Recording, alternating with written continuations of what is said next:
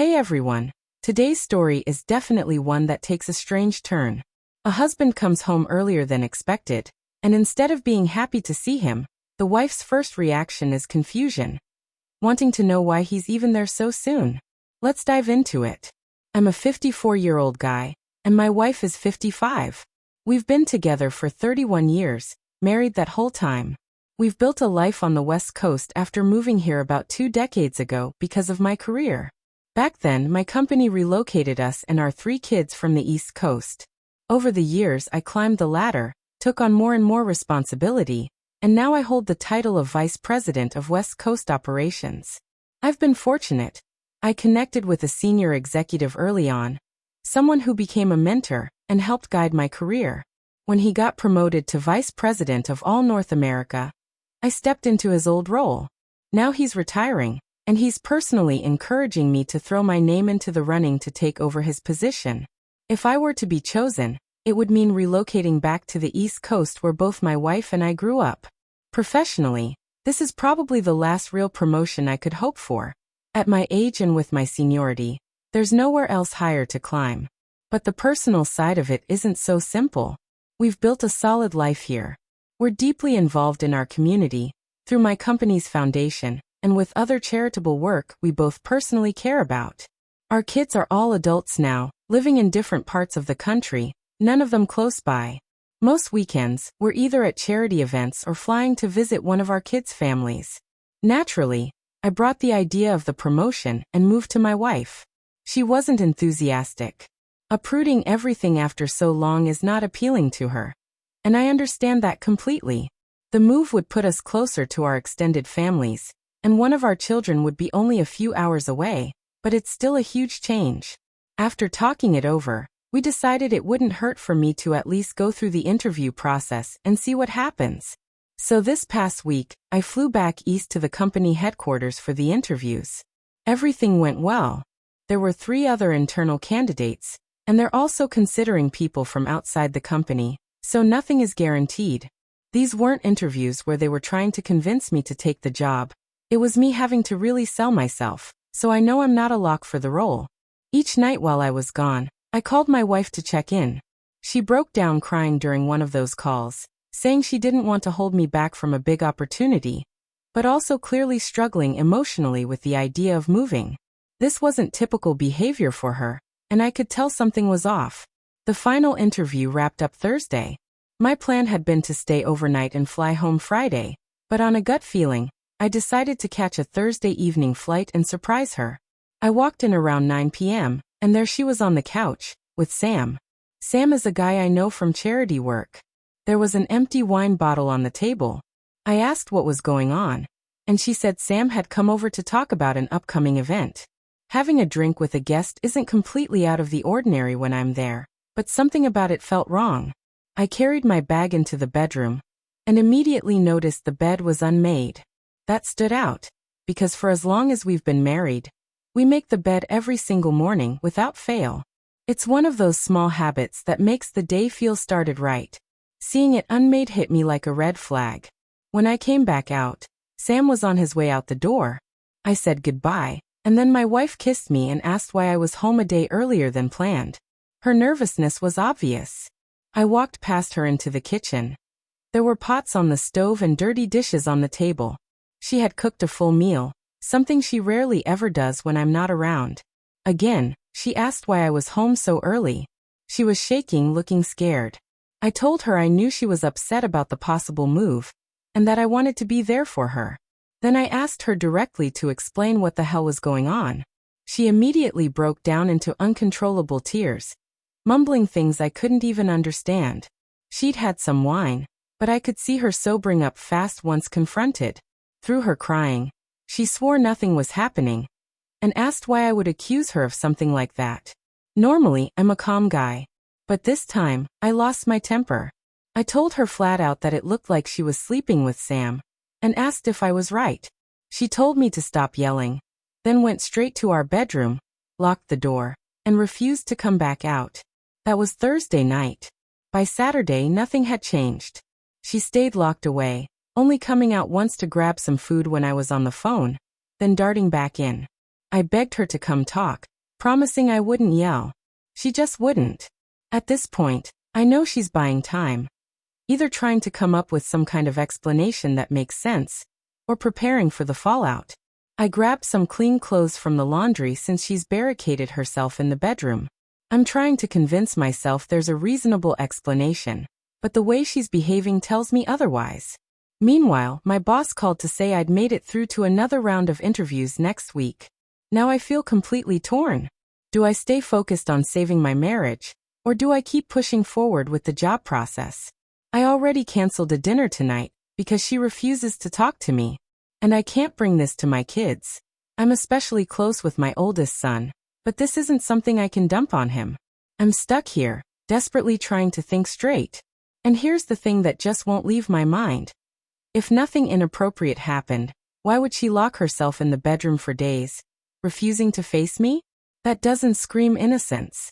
It feels like she's either hoping I'll eventually stop pressing her about it, or she's already preparing for divorce, whether she's planning to ask for one, or expecting me to. Either way, the silence and stonewalling don't point to a healthy marriage. That's where things stand right now. She made me promise first that I wouldn't raise my voice, and I told her all I wanted was a calm conversation. So I started laying everything out: the unmade bed, the meal, the wine, and how Sam had left right after. She acted like there was nothing unusual about any of it. Said she hadn't made the bed that morning. She'd been trying a new recipe. She poured herself some wine with dinner, and ended up finishing it afterward. Probably had too much. And Sam? Well, Sam has been a widower for 7 years now. Keeps himself occupied with volunteer work at the same charities we're involved in. She had a neat little explanation ready for everything, but deep down I knew what I had seen. I asked her directly why she wouldn't open the door when I came home, and she told me the first reason was that she was afraid of me. That floored me. I haven't raised a hand to anyone since middle school, and I've always preferred to cool off and talk things out rather than explode. Then she said the real reason was that she wasn't ready to tell me something she'd been keeping back. We'd known for months about my boss retiring at the end of the year. He told us back in April that he would be stepping down, and the board wanted a replacement in place by the last quarter. Whoever was chosen would overlap with him for a while, though he'd mostly be using vacation time in December. My wife and I had talked about it a lot. She was clear that she didn't want to uproot her life and start over somewhere new. She's built her career where we live, and her company doesn't have offices on the East Coast. If I took the job, she'd either need to find new work or give it up altogether. I told her more than once that she didn't have to work if she didn't want to, but she kept saying she wouldn't feel fulfilled without it. She's convinced I'll be chosen for the role because of my long history with my boss, but I've always reminded her that nothing is official until the board votes. Still, she decided on her own that if I do get the promotion, she'd rather file for divorce and move away than follow me. She hadn't figured out how to break that news to me, and she admitted she wasn't ready when I came home early. She knew it would devastate me, and she was right. Until now, our marriage had always been strong. We never pretended to be perfect for other people. We were just comfortable with each other, even in public when our lives demanded that we be seen. Our sex life, though less frequent with age, was still good, and we both initiated. Beyond that, we've always been best friends. So hearing this from her broke me. I asked what her plan was if I didn't get the job. She said things would stay exactly as they are. I couldn't believe what I was hearing. Did she really think I'd just forget this and move on? Forgive like nothing happened? I ended up calling my lawyer, someone I consider a friend. I caught him on the weekend, but he didn't mind, until I mentioned divorce. That's when he stopped me cold and told me he couldn't represent me. Turns out my wife had already hired him. That hit me like a punch.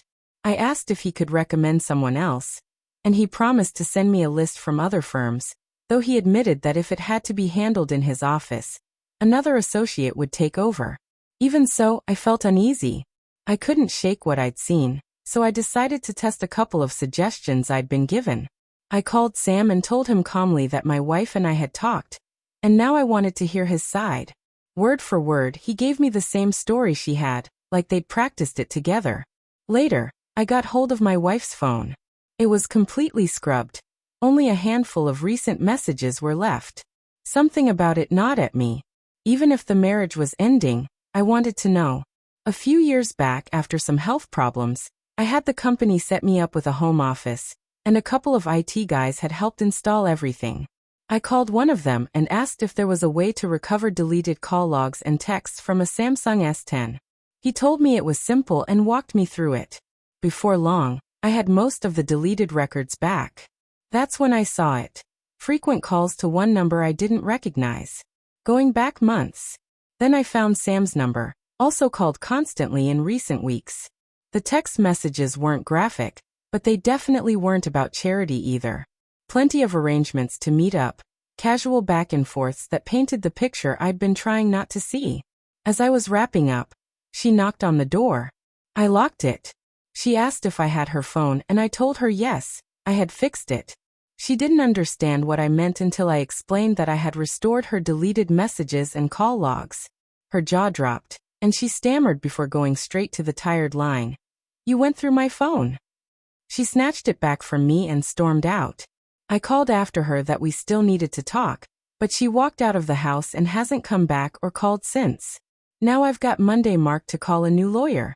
I've already reviewed the bank accounts. Nothing has been shifted yet, and I printed copies of the balances just in case.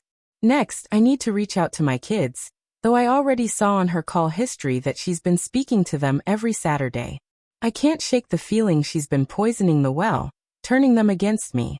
The reality is starting to settle in. She was my world, my partner, and I don't know how to picture life without her. It feels like when I lost my parents, only this time, it's by her choice.